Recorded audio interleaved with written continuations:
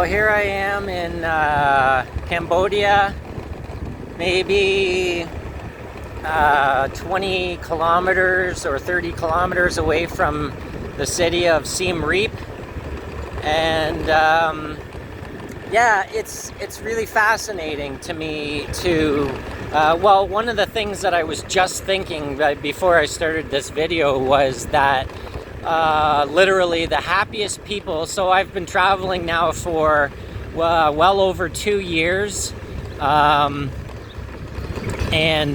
I've gone through Canada, USA, Mexico, Philippines, a tiny bit of Thailand. I need to go back to Thailand to experience more, because I really only went to Pattaya, which is, and well, depending on what you're looking for or what you're interested in, it's 1,000% not me and not for me at all. So I really didn't. I actually don't even want to judge Thailand based on what my experience was so far a week in Pattaya. So, hello. So actually,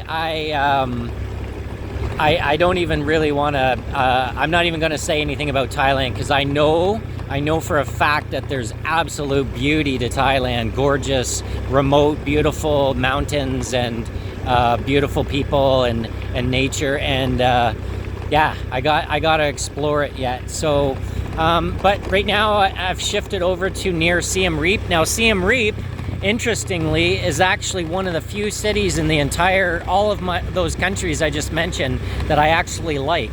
The reason why I like it is I've had nothing but good experiences with friendly people. The people are super friendly, even in the city. It's actually very clean. At night, you can walk around in the middle of the night. It's safe. It's like there's no homeless people laying all over. There's no like people all strung out on drugs and shit. It's none of that. It seems very peaceful at night, and even the areas that are like party spots are not like crazy. It still seems very classy and family oriented, so to speak. So yeah, anyways, I like the vibe for a city. And but today, yeah, I went 20, 30, 40, 50 kilometers maybe away from the city, and I'm just out driving around and going through little communities and talking to the people a little bit. Hello.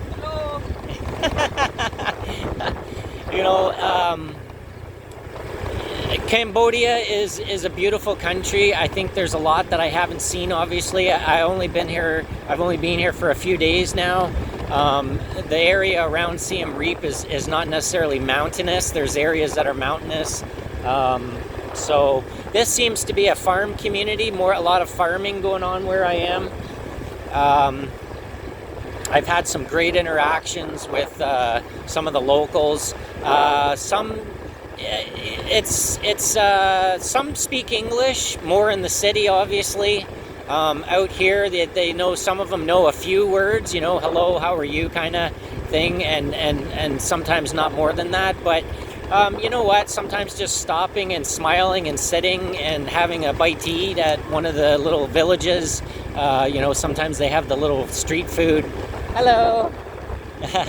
And so it's been a great experience in Cambodia so far. Hello. Hi. And yeah, the cows, interestingly, the cows here are different. They're very scrawny. You can see their bones. They're very thin. And, for example, when I was in the Philippines, very, very opposite. They're healthy-looking cows, really good-looking cows there. But I think, I don't know for sure, but I think, like in the Philippines, I experienced very lush, very green, very, here it's where I am anyways right now, it's very dry. It's much drier. So I'm assuming that, they're not getting the natural, like the grass there's not a lot of grass, and so it's different. But anyways, I'm just going through these little towns and experience. Hello. Yeah, and it's there's similarities to the Philippines for me, with some of the housing. It's a little bit different. As you can see here, they actually have like much bigger homes. So far for me, my experience, as far as the most poverty, the most poor country that I've been to is the Philippines, by far, hands down. Here it doesn't seem to be quite as extreme,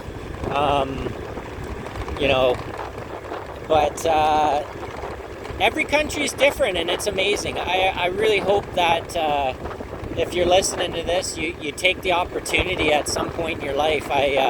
I'm always talking to people about, how they can do it. It's different for everyone. I meet a lot of travelers that they're doing, different than me. They don't necessarily have the luxury of an investment of a property somewhere that they can Airbnb or rent out or whatever, like I have. So, I meet a lot of people that are working. Hello. They're working online, or it's just, I met a young couple the other day from Germany, and they were telling me that they they're working online, so they go all around, travel wherever they want. They work Monday to Friday online. It takes up their week, and then on the weekend they're free to enjoy where they are, right? And I think that's beautiful. So they worked hard to get to have that opportunity, that position to work online. And and then again this morning I just met a lovely family that was staying where I'm staying, and they're from France. And the gentleman has, he's a bit older. He looks to me like roughly 55, maybe 60 years old, but a healthy man. And he was telling me his journey, and he's actually a wildlife photographer, and he writes and does film. Like, he's like a director or something, and he does film, and he does like elephants and gorillas. Hello. He does elephants and gorillas. He goes to like those remote areas in Africa and places. And, he said when he was at a young age, he just decided he wanted to see the world. He said he knew it from a young age. He wanted to see the world. And he just asked, that, I don't know, like for God or whatever, to bring him like whatever job, anything. He said, I'll take any position, I'll take any job that allows me to see the world. And he's like, I really wasn't even really paying too much attention, other than I knew to go through the doors that were opening for me, so to speak. And he did that, and he just took every opportunity that came his way, no matter what it was. And eventually just, the right doors just opened for him, and he was open to it. And he said sometimes the doors only open a little bit. He used it was a great example. I loved his analogy. He said sometimes it's not always really easy. Hello. Hi. He said it's not always really easy. Hello. He said it's not always really easy. He's like, sometimes you got to push the door open. It's just open a little bit. You got to, put some effort into it and push it open. But that was a great analogy, that it's not always going to be super easy. But if you see, he's like, just have your eyes open. He's like, I teach my children that. Just have their eyes open, be aware, and pay attention to what comes your way, right? Because when you have dreams, he's like, dream big, and when you do, it'll come true. It's just you have to pay attention, right? And you know what? I'm a complete personal experience of that as well. And just I don't know if I would word it the same way, but it basically the same thing has happened to me, right? Just I cleaned myself up, and hello.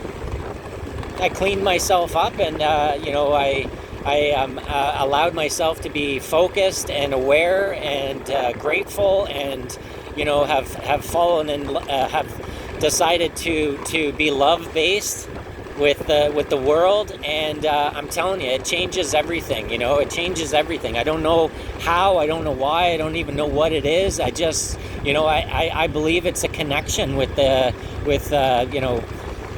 I don't know. I'm starting to use the reference of God a lot, and again, I believe in a higher power. I just never really necessarily referenced God in particular.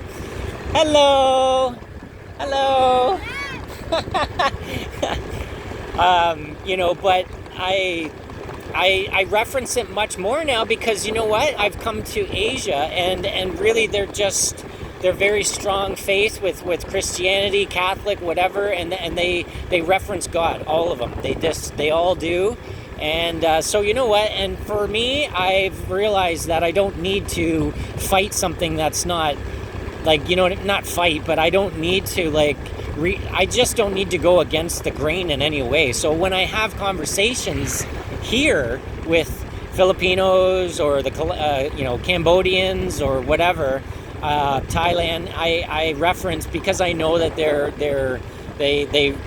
believe in God and they reference God, right? And when they speak about their journey and their path and that how they're going to be guided and taken care of.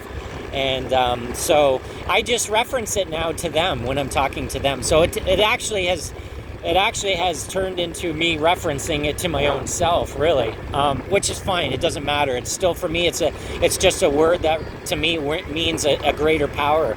And so you know what? When you get in tune with that and in touch with that, things change, right? And so I don't even remember where I was going with that, which is crazy. But anyways, I just really just wanted to give a little video of Cambodia here, and the people are nice, they're friendly, they're beautiful, they're living life.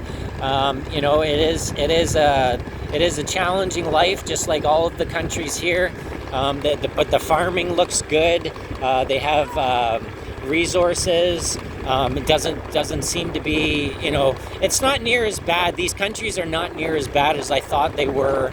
What you hear on the news or what you read in the books or what you see, on those National Geographic and stuff like that or whatever. And the kids are, I know there's areas that are probably a lot worse than where I've been, but a lot of what I've witnessed is it's not that bad. Like, they have food, they have water.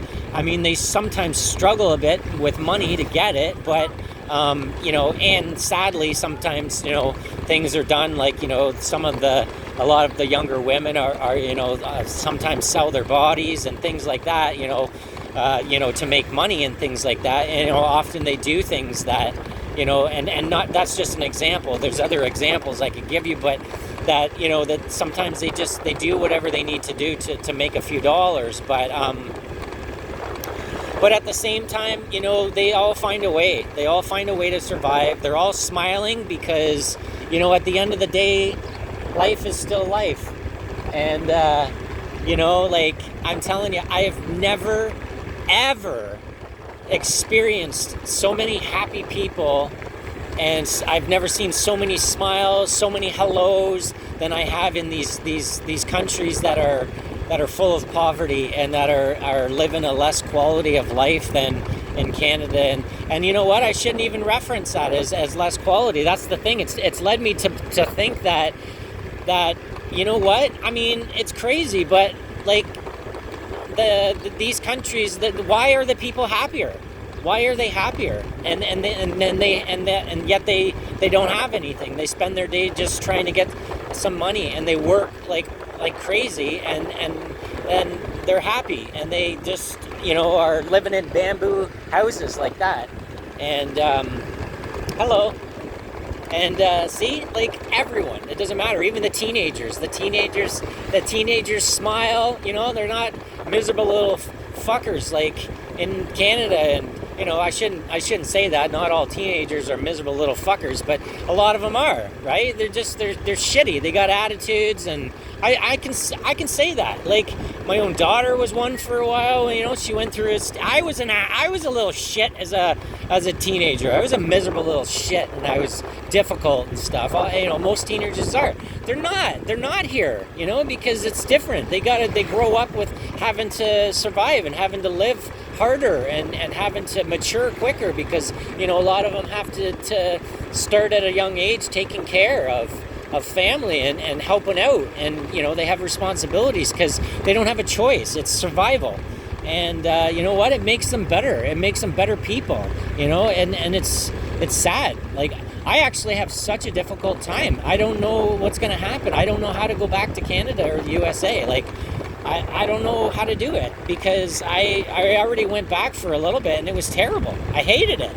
I absolutely hated it.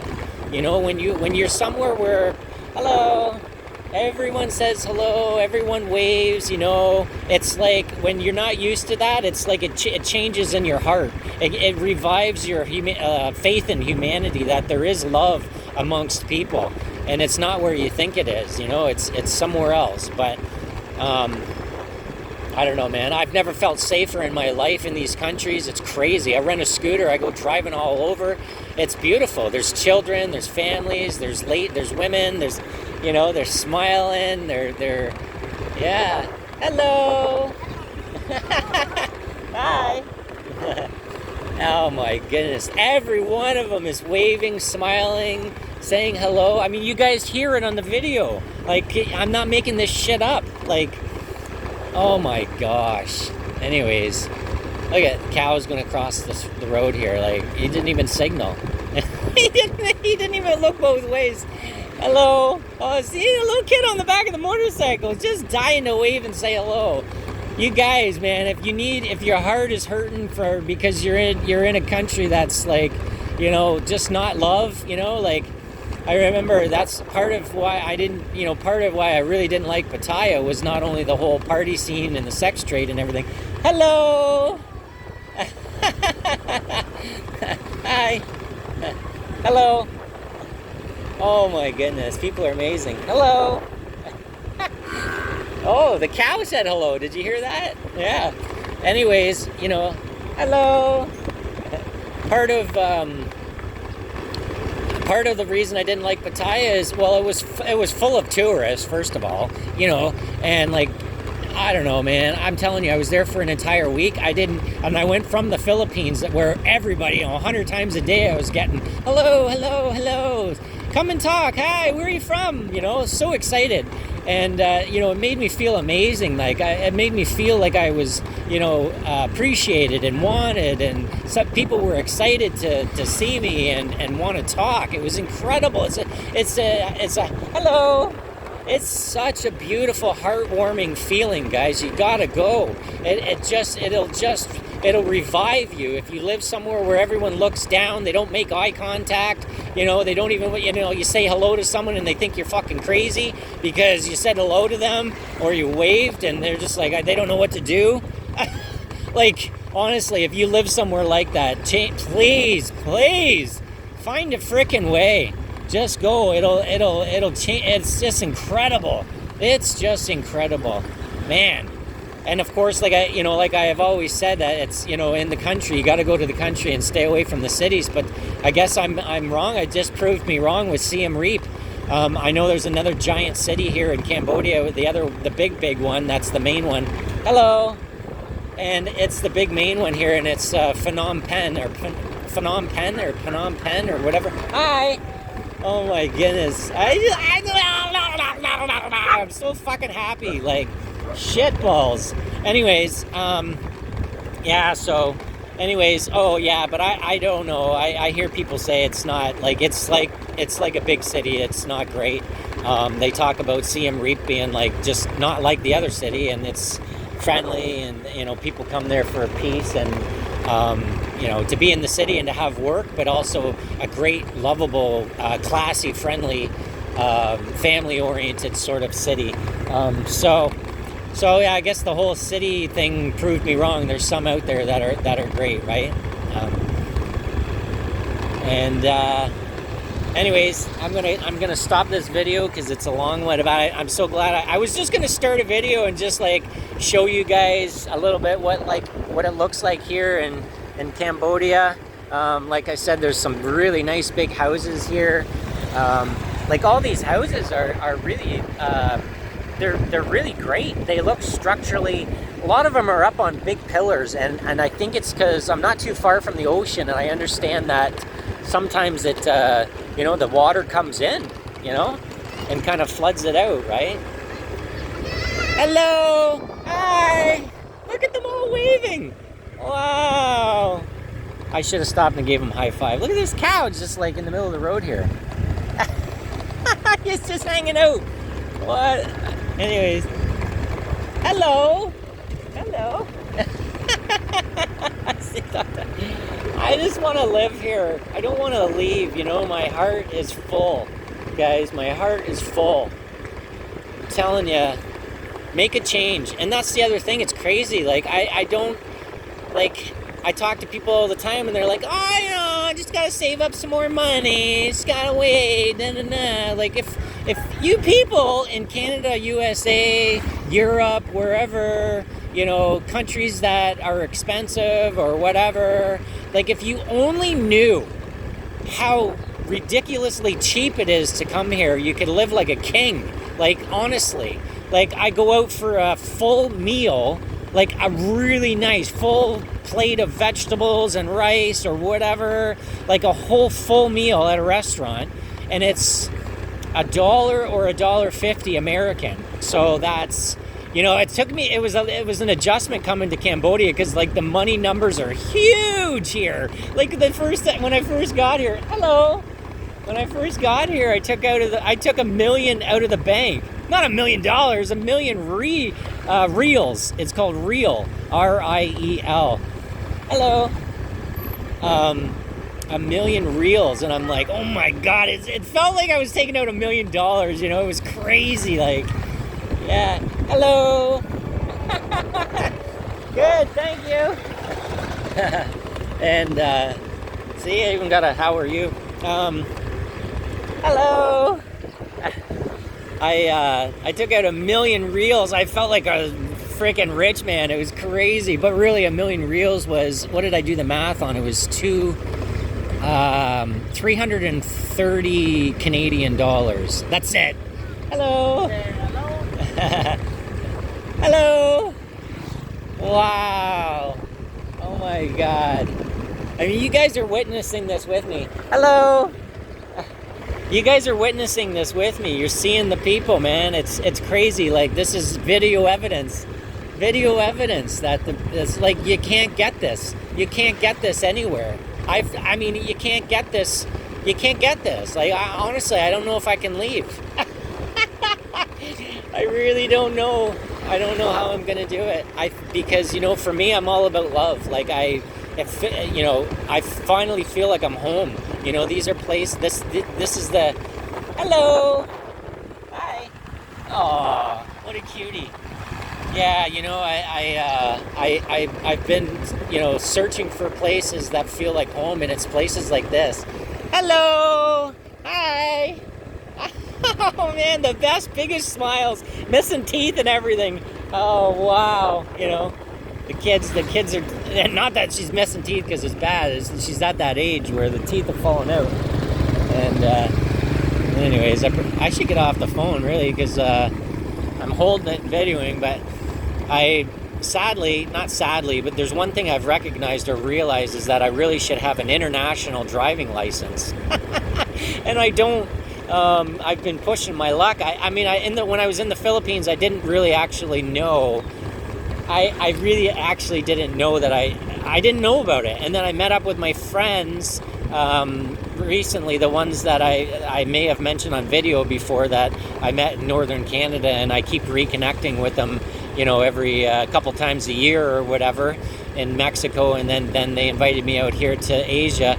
And they're with me now, well, separately, but with me. Like, we're together, we just spend the odd day apart. But they were the ones that when we got together here in Asia, they were talking about this international driving license. And I'm like, what's that? And they're like, oh, you don't have one? And you're running a scooter? And they're like, yeah, I mean, your license from your own country in Canada is not really valid here or whatever. And I'm like, oh, no, really? And they're like, yeah, you can get an international driver's license, and it's good for, I don't know, it's like 300 different countries. So most countries it's good for. Yeah, so really, I still haven't got it. So I'm kind of driving. I'm just trying to, you know, go slow, take my time, obey the rules. You know, I try not to give anyone a reason, the police a reason to pull me over. I mean, I guess if there's a checkpoint and I go through a checkpoint and they want to check, then I guess I could be in some trouble, maybe, possibly. But But also when you rent a scooter here, they take your license and they hold it. I mean, you can take a picture of it, or they'll hold your passport, which technically I guess is what I should have did. Instead, I left them my license because I didn't bring my passport when I rented the scooter. But regardless, it's something that I know I need to do at some point, but it's also not going to stop me from, I always sometimes just play the dumb card and go, oh, I didn't know, like whatever. But anyways, I'm glad I did this little video. I'm glad that I'm able to share a little bit what it looks like here in the backcountry. Look at this. This is like a temple. It's like a temple in here. Can you see I don't know if you guys can see there's like a temple in there. There's temples all over the place here, and I haven't been to Angkor Wat is the big famous tourist attraction here near Siem Reap where I am. My friends went to it today. I actually met a tuk-tuk driver. I don't know if I should go that way or that way. I don't know. I don't really care, actually. That's the thing. I don't really know where I am. I mean, I know I'm going in the right direction, and back to Siem Reap, and so I really don't pay too much attention. I know I need to either go right or like straight, straight or right, and it takes me back to the direction that I need to go. So, anyways, they went on I had met a tuk-tuk driver and we became friends, and he does tours. So he picked them up this morning and took them, geez, I feel like maybe I should turn here. Hello. Shit, I don't know. Anyways, I met him and he was so friendly. We became friends. A lot of them there, they push the, you want to ride, you need a ride, they're just trying to survive, right? And they're really pushy. And this guy, he just wanted to talk to me. He just wanted to know where I was from. He knew his English was pretty good, and we kind of just became friends. And never once did he say, can I give you a ride, or can I take you somewhere? He just actually was interested to talk to me and have a conversation. Holy shit, little puppy, get off the road. So I really liked that. I like it when I meet someone that's not pushy, and they ask you and you say no thank you, and then that's it and it ends. But if they're pushy, it really turns me off. Hello. Hi.